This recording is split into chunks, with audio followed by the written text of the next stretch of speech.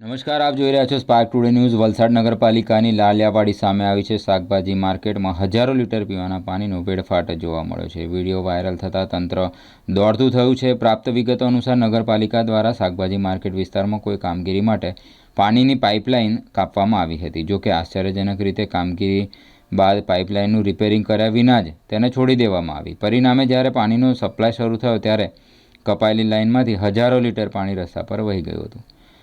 પાણીના આ વેડફાટને જોઈને સ્થાનિકોએ તેનો વિડીયો બનાવી સોશિયલ મીડિયા પર વાયરલ કર્યો હતો। વિડીયો વાયરલ થતાં જ કુંભકર્ણની નિંદ્રામાંથી જાગેલું પાલિકા તંત્ર સફાળું જાગ્યું અને તાત્કાલિક સ્થળ પર પહોંચી પાઇપલાઇન રિપેરિંગની કામગીરી હાથ ધરવામાં આવી હતી। જોકે ત્યાં સુધીમાં તો હજારો લીટર અમૂલ્ય પાણી ગટરમાં વહી ગયું હતું। આ બેદરકારીને કારણે સમગ્ર વિસ્તારનો પાણી પુરવઠો ખોરવાયો હતો, જેના લીધે સ્થાનિક રહીશો અને વેપારીઓને ભારે હાલાકી ભોગવવાનો વારો આવ્યો હતો।